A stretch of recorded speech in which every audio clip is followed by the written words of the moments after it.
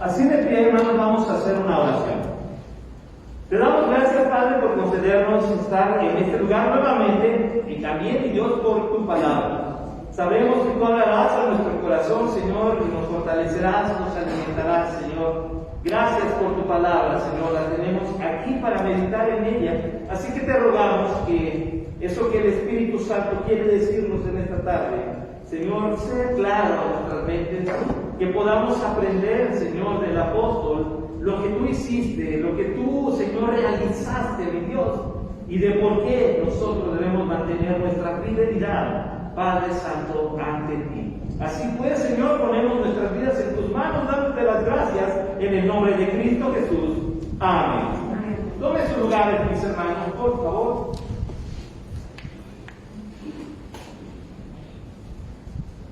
Pablo, en un juicio, hermanos, local, por lo menos estaba, pues ya llevaba alrededor de unos 2 años, más o menos, que fue el traspaso del tiempo entre Félix y Porcio Festo, que Pablo estuvo en manos de las autoridades locales por parte de Roma.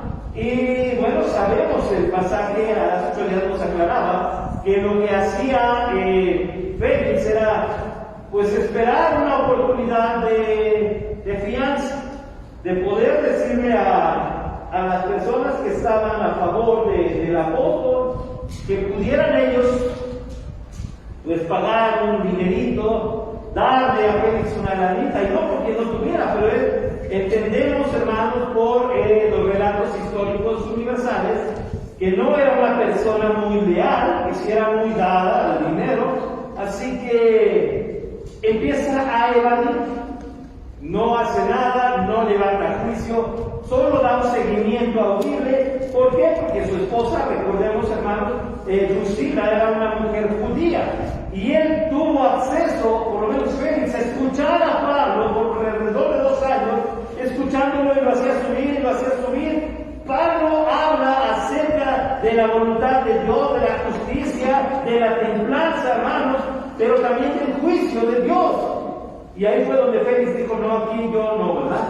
Y empezó esporádicamente. Se cumplió el tiempo de Félix y llega Porcio Festo, hermanos.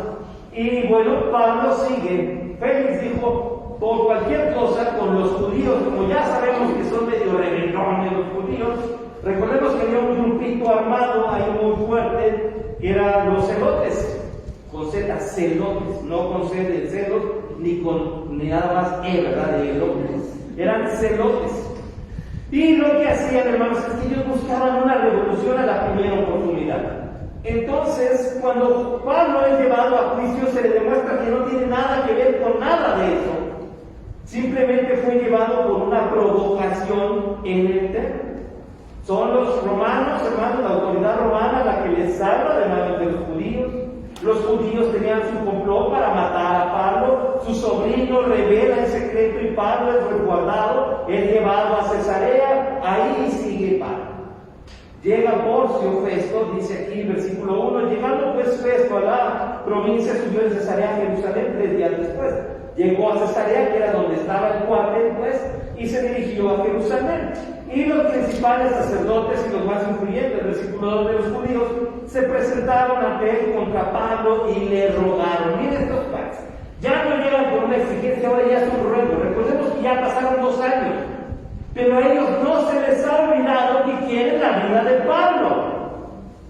A ellos, hermanos, todavía les sigue haciendo comezón saber que Pablo está con vida. Pablo ya no estaba en Jerusalén, Pablo ya no estaba predicando en las calles, Pablo no estaba en el templo. Pero para una persona, hermanos, que tiene insatisfacción de su propia vida, no va a estar feliz, aún sabiendo que aquello que le causa problema ya no está ahí. Va a estar inconforme con todo. Dicen por ahí, hasta se enoja con el sol que la mira todas las mañanas. ¿Por qué? Porque no hay paz, no tienen. Estos judíos así estaban. Ellos ya podían haber desarrollado su religión, su ideología, su tradición sin ningún problema. Ya no había un Pablo en las calles de Jerusalén, pero ¿sabe qué? Él seguía siendo un peligro para el infierno. Y hermano, el único que está interesado en acabar con la vida de un creyente, de cerrarle la boca, es el diablo. Habemos cristianos que le ahorramos el trabajo, ¿sí saben? Que ni hablamos, que ni compartimos, que ni predicamos, ni invitamos a nadie. ¿Cuál riesgo para el infierno somos? Pero Pablo era una persona que aún en su propio juicio tenía la capacidad de levantarse y decir, ¿sabes qué? Hay un Dios y le vamos a dar cuentas y tú eres responsable. Y se le daba la oportunidad. Puedo decir algo así, ¿saben qué? Jesús llegó a mi vida. Eso hacía Pablo. ¿Cómo no va a representar, hermanos, un riesgo para el diablo? Una persona que a donde quiera que va, lleva el mensaje de Jesucristo. Pablo no, en ninguna ocasión, hermanos, apela y va subiendo, hermanos, de nivel en esa parte. Y a cualquiera con el que llega, Pablo tiene la oportunidad de hablar. Eso, por lo menos, hermanos, para nosotros es más significativo de lo que creemos. Pidiendo contra el versículo 3, como gracia, miren, ayúdanos, tú eres bueno, tú. Recordemos que llegaron adorando a Félix, ¿verdad? Gracias a ti, gozamos gran paz, qué bendición, bien mentirosos. Aquí lo mismo llegan como gracia que les hiciese traer a Jerusalén, preparando ellos una celada para matarle en el camino. Igual llegaron con la misma idea. Tráenos a Pablo, lo juntamos aquí y en el camino, decían ellos, lo agarramos y lo matamos. Pero estos peros, hermanos, en la historia universal, cuando vemos la mano de Dios, son una bendición. Pero Festo respondió, Pablo estaba custodiado en Cesarea, a donde él mismo partiría en breve. No, ahorita no. Él está en Cesarea, yo voy a ir para allá. Deje que llegue, déjenme ver qué es lo que sucede. Los que de vosotros puedan, dijo, desciendan conmigo y si hay algún crimen en este hombre, acúsenme. Era muy formal. Voy a ir. Hay una razón muy grande para acusarles, vayan conmigo. Si tanto les interesa, vengan conmigo. ¿Y sabe qué? Que sí fueron. Dice el versículo 6, deteniéndose entre ellos no más de 8 o 10 días, venido a Cesarea al siguiente día, se sentó en el tribunal y mandó que fuese traído Pablo. Cuando éste llegó, lo rodearon los judíos que habían venido de Jerusalén. Sí fueron. Sí querían ver muerto a Pablo, sí querían que se callara. No salió como ellos querían, pero se les dio permiso nuevamente en un juicio público ante ellos, presentando contra él muchas y graves acusaciones. Pero hay una cualidad de esas acusaciones, hermanos. Dice Lucas, no las podían probar. En México tenemos una palabrita para esas palabras, para esas acusaciones. Y son chismes. Todo lo que no se puede probar, y le dijeron, y yo lo vi, pero no hay testimonio fidedigno, hermanos, solo es un chisme. Así que llegaron alegando contra Pablo chismes. Y hermanos, fíjense bien en esto. Para nosotros, ¿qué nos marca la diferencia de una persona que sale a decir algo en lo que cree de un cristiano? Porque el cristiano, hermanos, no solo dice lo que está escrito, respaldado por la historia, respaldado por la antropología, respaldado por ciencia, respaldado por la autoridad del Espíritu Santo, sino que además esto que está escrito aquí. Y si está escrito aquí, los demás lo pueden leer. ¿Y sabe cómo los demás pueden leer lo que está escrito ahí, escrito aquí? Con mi testimonio. Para algunas personas, hermanos, el hermano Billy Graham decía, tal vez seamos nosotros el acceso más cercano a una Biblia que una persona pueda tener. Hay personas, hermanos, por increíble que suceda o que parezca, que en su vida han agarrado una Biblia, que en su vida han visto una Biblia, pero que usted y yo estamos cerca. ¿Por qué cree que estamos ahí? ¿Para qué el Señor nos ha puesto delante de estas personas? No para caerles bien, pero sí para hacer lo que hizo Pablo. Puedo dar testimonio de que lo que estoy diciendo lo estoy viviendo y lo estoy creyendo. Esto se llama integridad. Una persona de integridad es el que vive, cree, hermanos, y habla la misma cosa. Está seguro de, y como cristianos nuestra integridad está en Jesucristo. Está en la Biblia, así que es increíble, hermanos, pretender evangelizar a la gente verbalmente, pero con nuestro testimonio se viene todo abajo. Jesús puede cambiar tu vida. Capaz que nos contestan, ¿verdad? Pues que empiece con la tuya primero. Así que tenemos que aprender, hermanos, a confiar, a mirar y a actuar, sabiendo que lo que yo voy a hacer va a respaldar mi testimonio, lo que yo estoy diciendo. Estas personas llegaron bien seguros y levantaron. ¿Se acuerdan que llevaron a un orador para decir, tú preparas todo lo que tienes que decir para que entonces podamos acusar bien a Pablo, para que podamos tener argumento? Pero lo interesante en esto, hermanos, es que Pablo lo que hace simplemente es sostener, hermanos, su testimonio. Así de sencillo. No cambia su perspectiva. Estas personas, ¿qué hicieron? Llegaron, hablaron, pero no podían probar nada. Pablo pide palabra, alegando Pablo en su defensa, versículo 8, ni contra la ley de los judíos, ni contra el templo, ni contra César he pecado en nada. Y eso sí lo podía probar Pablo. No había quien lo acusara de todo lo que él estaba diciendo. No pequé contra la ley judía. De hecho, Pablo lo encontraron pelón, terminado, hermano, su voto para ir a pagar su voto, cumpliendo la ley judía.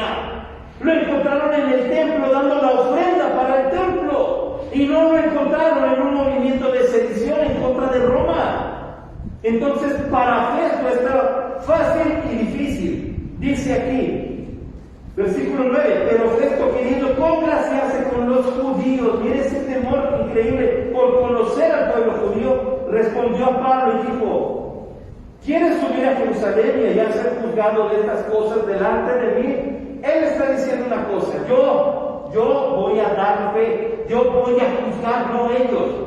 Pero sí es importante que tú consideres si quieres ser juzgado ante ellos.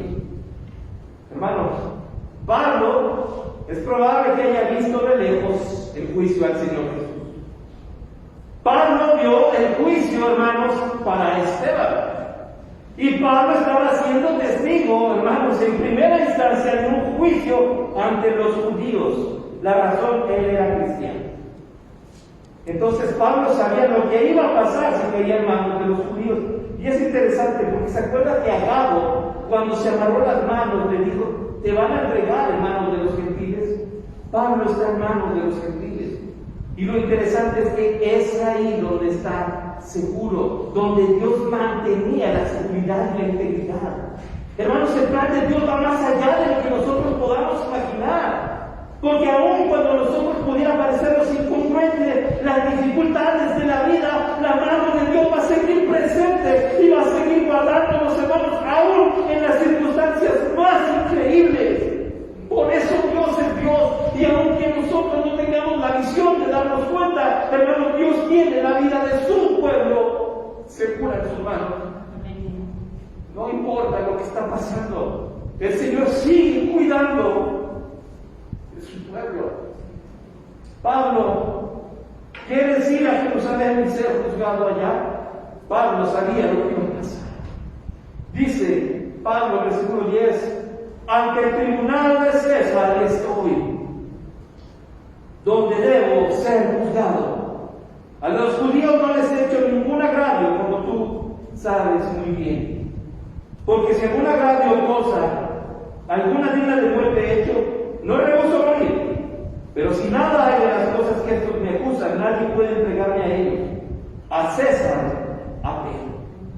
Hermanos, Pablo dice, no tengo ninguna falta contra ellos. No tengo la necesidad de bajar a Jerusalén para ser juzgado por ellos. Y recordemos esto, Pablo, ciudadano romano, está ejerciendo su derecho de su ciudadanía romana. Le dijo al tribuno, ¿se acuerda? Tú compraste tu ciudadanía, yo la tengo de nacimiento, dice Pablo. Yo he sido bendecido por Dios desde siempre. Dios ha cuidado mi vida, así que ahora apela todavía más lejos, hermanos. Es muy probable, hermanos, que César no atendiera todos los casos de apelación que se hacían ante él. Eso es lo más seguro. Lo más probable es que Pablo también sabía que su caso era mínimo, porque no había una razón con la cual él pudiera llegar a César como un peligro. Pero nadie podía negarle ese derecho. Así que lo que hace Pablo es decir, además, hasta voltearse a ver a los judíos, ahí nos vemos, porque no me van a ver entre ustedes. Y sabemos también, hermanos, algo. Cuando se apelaba a César, no era César el que venía a la ciudad a juzgar. Era el acusado el que era trasladado a donde estaba César. Y César estaba en Roma. Así que Pablo estaba pidiendo un viaje gratuito a Roma. Y por lo que él escribe a los hermanos en Roma, por lo menos en Romanos 1, les hace saber, quiero ir y predicar allá con ustedes. Así que, hermanos, la visión de Pablo es única y es increíble. Tengo la oportunidad de ir a Roma y predicar. ¿Cómo? Apelando a César. Pablo no estaba diciéndole me voy a zafar de los judíos nada más, sino que de esta forma yo puedo llegar a Roma y puedo predicar allá. Así que, hermanos, la mente de Pablo yo creo que no estaba ofuscada. El Espíritu Santo le había mostrado específicamente qué es lo que iba a ocurrir y cómo iba a ocurrir, al punto de saber él que seguía Dios con él. Y que de esta forma, hermanos, los judíos no iban a poder acercarse. No había así tantos, toda la bola de judíos chismosos diciendo vamos a ir en contra, ahora vamos a ir todos a Roma para acusarlo ante César. Eso no iba a pasar. Así que Pablo, hermanos, se ve envuelto en una forma increíble, hermanos, en que entre todas las acusaciones, fíjense esto, entre todas las acusaciones que se estaban levantando en su contra, entre todas las mentiras que estaban en su contra, entre todas las quejas que estaban en su contra, y Pablo seguro de que su vida había sido para el servicio, lo que se ve, hermanos, entre dedo y dedo es la mano de Pablo levantada, sosteniéndose de la mano del Señor, caminando entre sus enemigos y yendo a predicar el Evangelio. Eso fue, hermanos, lo que Pablo nos está diciendo hoy. Y que a pesar de todo lo que podamos ver, hermanos, Dios tiene control de todas las cosas.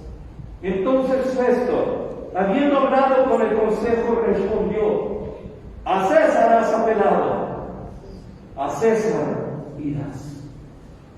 Dos cosas: te estás salvando de los judíos, y segundo, vas a ir a predicar a Roma. Imagínense a Pablo con esa respuesta, sonriendo. Sí sabía, hermanos, Pablo aquí dice, yo estoy dispuesto a ir a la muerte si he hecho algo. Él sabía, hermanos, el precio que implicaba esto. Pero en ese proceso, Pablo, hermanos, iba a seguir dando de qué hablar. Si no, no estaría escrito aquí. Y nosotros podemos seguir aprendiendo lo que Dios puede hacer con un hombre como el apóstol Pablo. No nos comparemos, ustedes dirán, bueno, pero Pablo era Pablo. ¿Sí sabe qué significa Pablo? ¿Alguien sabe qué significa Pablo? ¿No? Apúntele ahí. Pablo significa pequeño o chaparrito. Eso significa. Así que Pablo se puso Pablo, su nombre era Saulo, pero él se hace llamar Pablo.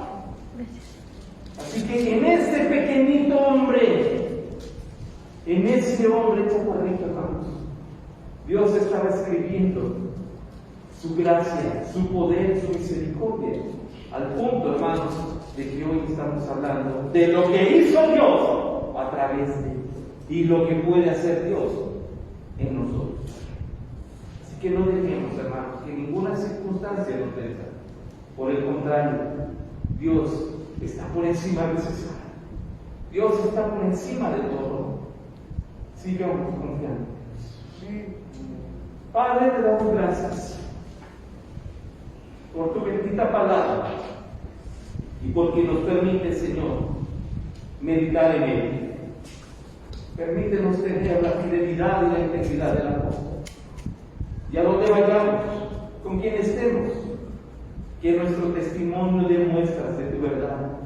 Y que al abrir nuestra boca corroboremos que hemos creído en Jesucristo como nuestro Señor. Así que, Padre, nuestras circunstancias están en tu mano también. Nosotros no las podemos controlar, pero tú sí.